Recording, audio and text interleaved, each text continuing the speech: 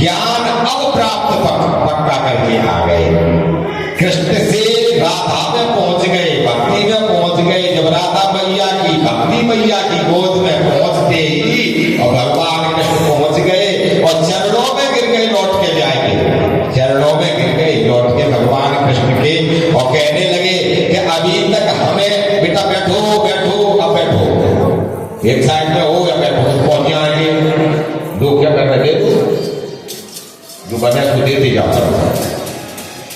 बोलिए राधा कृष्ण भगवान की जय।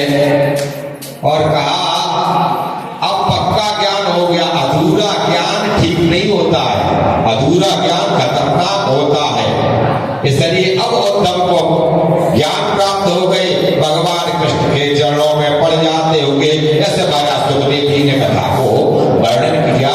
थोड़े और आगे चले तो पंच का जब आतंक समाप्त हो गया, तो जब मारा गया तो जरासंध की पुत्री अस्थि और प्राप्ति कंस को ब्याही गई थी। अस्थि प्राप्ति कंस से महितो वर्तस्वा मृत्यु भट्टे दुखा तो ईश्वस्वा पितुर्याम पितृ मगध राजाय जरासंधाय दुखते वेदया चक्रतु सर्वमान वेदव्य कारणम। महाराज कह रहे हैं कि अस्थि प्राप्ति जब पिता के घर को चली जाती हुई और उसने सब सुनाया कि हमारे पति को जो है कृष्ण ने मार डाला है, तो बेटिया जरासंधा बृहदर का पुत्र मगध नरेश, बृहदर का पुत्र मगध नरेश जरासंध जिसकी पुत्री थी अस्थि और प्राप्ति वो कंस को ब्याही गई, कंस मारा गया, पिता के गृह पिता के घर चली गई। वेद या चक्रतु सर्वमान वेदव्य कारण, और जरासंध ने सोचा वेदव्य का कारण केवल ये कृष्ण है। तो जाए करके जरासंध अक्षौणी राजधानी मथुरा प्रवश्य, हे राजन परीक्षको कि इस अक्षौणी सेना को अब थोड़ा रुक जाओ बेटा, और बीच में हम भजन कर पाएंगे तब फिर से स्वागत होगा, बीच में नहीं होगा। बोलिए वृंदावन बिहारी लाल की कथा में थोड़ा दिक्कत आती है। तो महाराज वर्णन कर रही है 23 अक्षौणी सेना लेकर के और 17 बार यदु राजधानी मथुरा प्रवश्य, मथुरापुरी में उसने चढ़ाई की। बार बार भगवान उसको हरा देते थे, 17 बार हार गया। दोबारा 18वें बार उसने अपने मित्र जो कहे जाते थे काल यवन के अष्टादशम संग्राम में, अष्टादश माने 18, 10 और 8, अष्टादशम संग्राम में आज कामी तदनंतरा और नारद प्रेषितो वीरो यवनम प्रत्यदार्शिता। हे राजन परीक्षित महाराज कथा को कह रहे आज 7वें दिन की कथा है। कथा अब विराम की तरफ चल रही है, कथा अब विराम की तरफ चलती।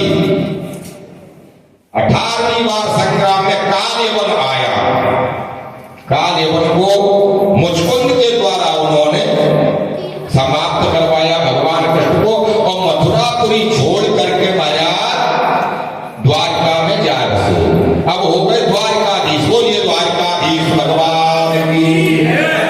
अब समझो जरासंध, जरासंध सब पे चढ़ाई कर रहा है, जान करो कोई जरासंध नहीं। श्रीमद् भागवत के 10म स्कंध में 50वें अध्याय पर जरासंध की चढ़ाई है। कितने अध्याय पे? 50वें अध्याय। और जहां लिखा है श्रीमद् भागवत में उत्तरार्ध, ध्यान से सुनना, बात आप भी बैठे बात बंद बात बैठे खुद निकल हम तो पता करें। बोलिए वृंदावन बिहारी लाल की जय। तो जाए करके महाराज वर्णन कर रही है कि 50वें अध्याय पे जरासंध की चढ़ाई है, या उत्तरार्ध लिखा है श्रीमद् भागवत में 10वें स्कंध में। तुम भी 50 वर्ष के होने पे जरासंध ही नहीं, तुम पे भी जरासंध की चढ़ाई होगी, हम पे भी जरासंध की चढ़ाई होगी, और वह हो जाएगा उत्तरार्ध।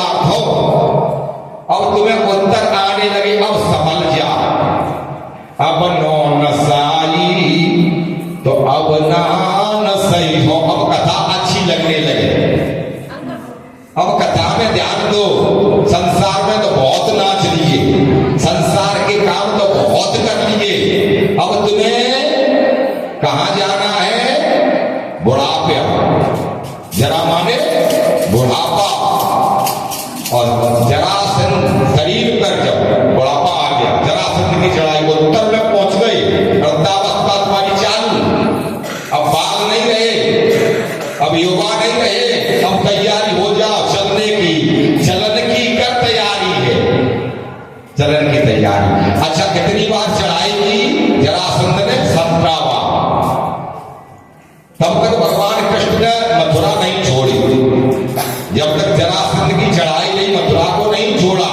तुम पर भी बुढ़ापे की चढ़ाई, बाल सफेद, सम्मन है तुम्हारे, हार गए, आंखें तुम्हारी हार गई, चश्मा लग के भी मुश्किल दिख रही है, दांत हिलना भी जारी है, चलने फिरने में सांस आना, शरीर का हो गया, खूब श्रृंगार कर लो, बंदर जैसा मुख हो जावे, टकमक नारी हृदय जी माया तेरी संग ना चले, बंदर जैसा मुख वही देखो पहले शीशा पे आ, और अब अपना अब देखो, और कुछ दिनों के बाद सब नफरत करेंगे आपका, चाहे कुछ भी बनो रहे, पैसा ज्यादा हो तो भले थोड़ी वोट दे रखे, ऊपर से बंद रहे, पैसा करवा रहे, बकाया कुछ नहीं, परंतु कोई सब नफरत करेंगे।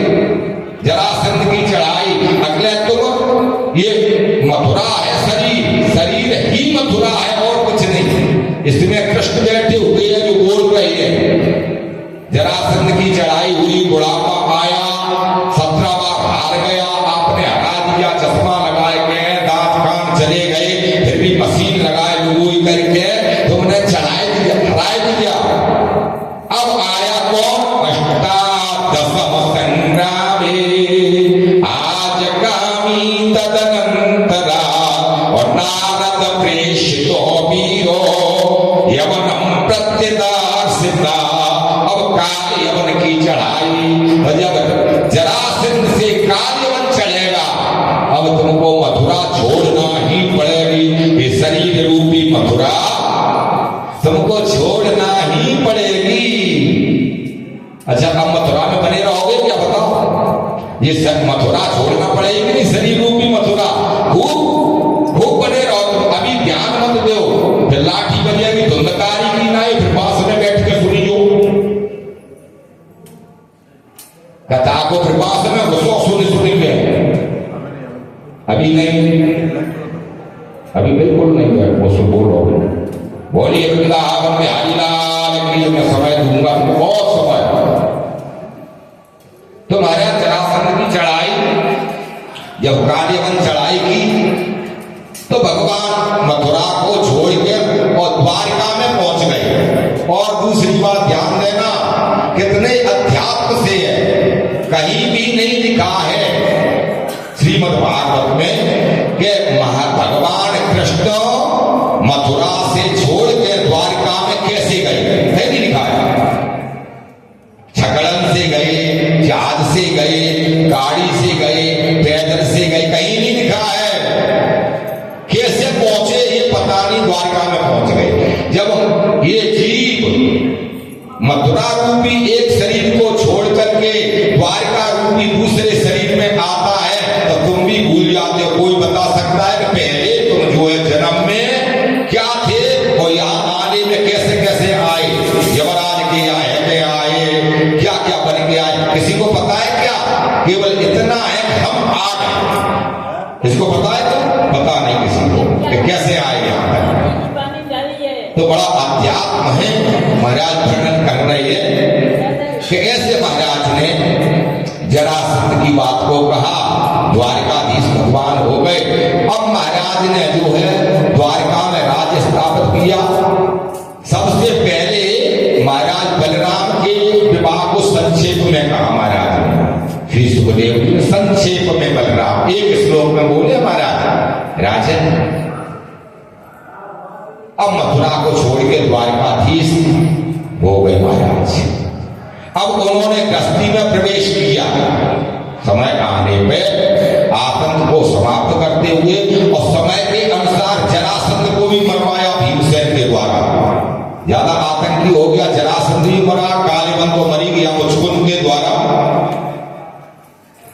अब महाराज ने बलराम के विवाह को एक श्लोक में बोला, आनर्धाधिपति श्रीमान रेवतो रेवती सुताम ब्रह्मा प्रातार चोतायाम बलायाम पुरोदिता आनर्धाधिपति श्रीमान रेवतो रेवती सुताम। आनर्त देश के राजा कहे जाते थे। आनर्त देश माने समुद्र के अंदर बसा हुआ था वो देश। श्रीमान लगा है, रेवतुई रेवतोस्ता, रेवत की पुत्री रेवती कही जाती थी, जिसे भूगोदमी को बोलते, भूगोदमी सत्यार्थी के वंश की थी। बाद में सुनाई थी पहले मैंने स्कंद ने कहा। तो रेवत की पुत्री जो है रेवती बलराम के नाम आई गई।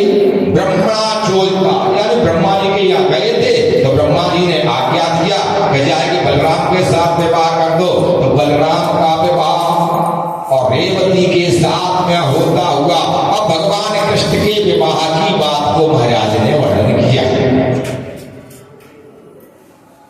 कृष्ण के 16,108 जिसमें विशेष विवाह रुक्मिणी का वर्णन किया और एक श्लोक में कहा है, कालिंदी समाख्याते पश्यामि यमुना जले। कालिंदी जी का विवाह एक श्लोक में महाराज ने वर्णन किया। राजन परीक्षित कालिंदी यमुना का विवाह भगवान कृष्ण, कालिंदी समाख्याता पश्यामि यमुना जले। दूसरा इत्युक्ता स्वयं दुहितरा कन्या जामवती मुदा अयर्णासमणीयापा कृष्णयोपजहारहा इत्युक्तां स्वयं दुहितराम। महाराज मणि की चोरी लग गई थी भगवान कृष्ण पे। प्रसेनजित सत्राजित का छोटा भाई उस मणि को सूत मणि जी के पास में ले गया था। उस मणि कैसे भी शेर को मारते हुए और वो महाराज जामवंत के पास पहुंच गई। शेर को मार के जामवंत ले गए। जामवंती उस मणि से खेलने लगी। जामवंती इत्युक्ता स्वाम दुहितरा, दुहितर पुत्री कन्या जामवती मुदा। जाए करके भगवान कृष्ण पता लगाते हुए पद चिन्हों को लेते हुए उस गुफा में जाए करके पहुंचे। वहां जामवंत जी आ गए। जामवंत जी बड़े बलवान थे, उनको युद्ध का बड़ा चाव था। तो भगवान कृष्ण ने उनसे 27 दिन युद्ध किया। उनकी इच्छा थी कि हमने युद्ध भर के नहीं कर पाया, तो 27 दिन युद्ध किया और 28वें दिन एक मुष्टिका का प्रहार भगवान कृष्ण ने और जामवंत ने ऐसा किया, दोनों घुटने टिक गए। जामवंत ने विचार किया कि परब्रह्म परमात्मा भगवान के अलावा मैं ब्रह्मा जी का अवतार हूं, मुझे कोई भी घुटने नहीं टिका सकता है संसार में। परंतु घुटने टेक गए, हाथ जोड़े कि आप अपना रूप बताएं कौन हो। भगवान मैं समझ नहीं पाया, परंतु आपने चलो भूषा से बता दिया। किसी को मुरली बजा के जगा दिया, मुरली बजा के, किसी को चक्र से जगा दिया और हमको एक मुष्टिका से जगा दिया। हम जाग तो गए, जगाने वाला भी तो कोई हो, टोकने वाला भी तो कोई हो, बता दे। आपने हमें जगा दिया महाराज, आप रूप बता दो। भगवान चतुर्भुजी रूप में आ गए तो उन्होंने हाथ जोड़े कि ये रूप नहीं चाहिए, ये रूप हमें अच्छा नहीं लग रहा है, तो हमारे इष्ट का बताओ। आप हो वही विष्णु, आप हो ही नारायण, आप हो राम, आप ही कृष्ण, परंतु हमें तो हमारे जो है कामनानाथ का बताओ, हमें तो भगवान राघव का जो है। और आप केवल राम जी के वेश में बैठो महाराज, भैया लखनलाल जी के सेठ और मैया सीता जी के सेठ। जैसे मैंने तुम्हें दरबार में जो है तिलक किया था अयोध्या में, लौट करके राज्याभिषेक की समय देखा था, भैया भक्त के सेठ बताओ। तो भगवान ने वो रूप परिवर्तन कर दिया और नीलांबुज श्यामल कोमलांगम सीता समारोपित वाम भागम बालऊ महासायक चारु चापम उन्नमामि रामम रघुवंश नाथम। वही कृष्ण राम जी हो गए, बड़े प्रसन्न हो जाते हुए और कहा कि प्रभु एक हमसे अब उपहार तुम्हें लेना पड़ेगा, हमारी बड़ी इच्छा है। क्या उपहार?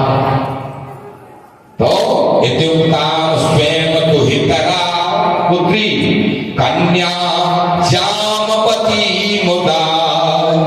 जामवंती का जो है हाथ दे दिया भगवान कृष्ण के। अहिर्णासा मणि नाम कृष्णयोपजहारः। वो जो मणि थी निश्चमंतक मणि, तो वो जाए करके भेंट कर दी कि जी महाराज आ गई थी हमारे पास में, अब हम धन्य हो गए आपके दर्शन, और हमारी पुत्री अच्छी जगह पहुंच गई। बस पुत्री अच्छी जगह देकर धन्य हो गए। आशीर्वाद दे करके महाराज चले आते हुए आए करके सत्राजित के पास थी च्यवंतक मणि, तो सत्राजित ने जो है चोरी लगाई थी, तो वो देखो स्यमंतक मणि को जाए करके सत्राजित के पास वो दे दी कि देखो मणि आपके अर्थ में चोरी लगा रहे थे, बगैर सोचे समझे कुछ मत कहो, हमें चोर बना दिया तुमने। ये देखो मणि ऐसे ऐसे तुम्हारी और भी ग्वाल वाला साथ गए थे, ये जो है आपका प्रमाण है, प्रत्यक्षता है, ये मणि आपकी। तो सत्राजित बड़े प्रसन्न हो जाते हुए कि क्षमा करो महाराज, हमें हमारी पुत्री है एक सत्यभामा, तो सत्यभामा का विवाह आपके साथ हम करते महाराज, ये हमें आप वचन दो, वाणी दो, हमें आशीर्वाद दो। तो सत्राजित की पुत्री सत्यभामा ऐसे विवाह जामवंती, और महाराज कह रही है श्रुतकीर्ति सुताम भद्रा उपये श्रुतकीर्ति सुताम भद्रा, उसका नाम भद्रा कहा जाता, श्रुतकीर्ति की पुत्री। तो उसका विवाह हो जाती है, पटरानियां गिनते जाना विवाह, फिर को मैं नहीं जानता, इस लोग बोलते जा रहा। उसके बाद में महाराज कहने लगे नग्न विद्यते कौशल देश आशा आसीता, नग्न जित नामना कौशल देश आशा आसीता, राज आती धार्मिका और तस्य सत्या, उसका नाम क्या था? तस्य सत्या देवी नग्नदिति कृपा। नग्नदिति भी नाम था, सत्या भी नाम था, तो एक पटरानी जो है सत्या या नग्नदिति का हो, भद्रा है। लक्ष्मणा लक्ष्मणे युतम, एक लक्ष्मणा जो कही जाती थी पुत्री लक्ष्मणा युक्त।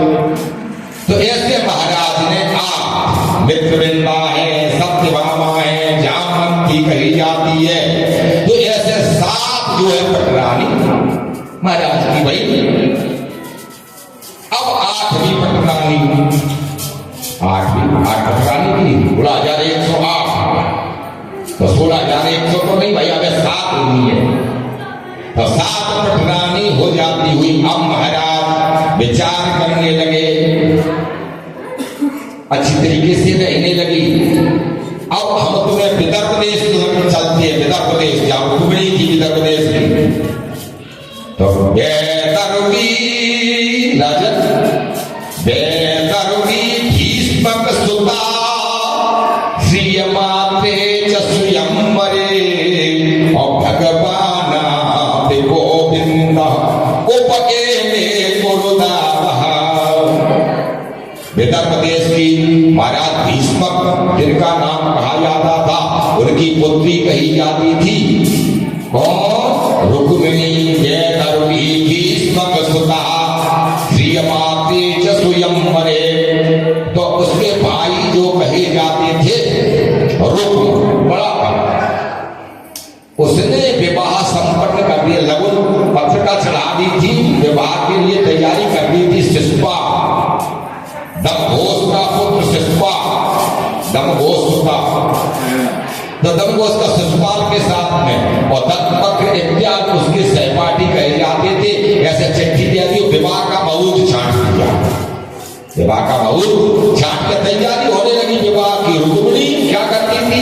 भगवान गोविंदा उपके में गुरुदावः, भगवान आप गोविंद, गोविंद को चाहती थी, परमात्मा को चाहती थी वो, और यहाँ शिशुपाल के साथ में विवाह होने की तैयारी। बड़े भाई रुक्म ने, भीष्मक ने तो मना किया था, राजा सीत भीष्म को नाम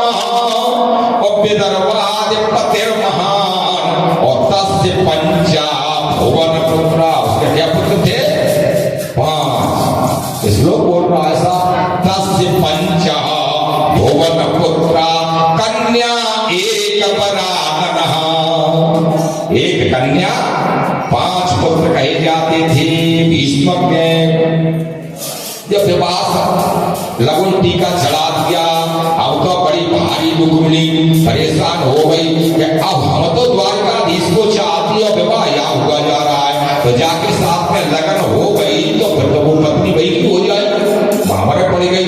और पिताजी तो हमारे हमें कहते हैं कहा भी रुक्म से, बेटा जब तुम स्वयंवर कर रहे हो, मदौरिया जी ये कहा कि जब तुम स्वयंवर कर रहे हो तो थोड़ा समझो उसका अर्थ। स्वयंवर का अर्थ होता है स्वयंवरण करना, और स्वयंवर किसका नाम दे रहे हो तुम, और अपने मन से विवाह कर रहे हो, तो ये बात ठीक नहीं है।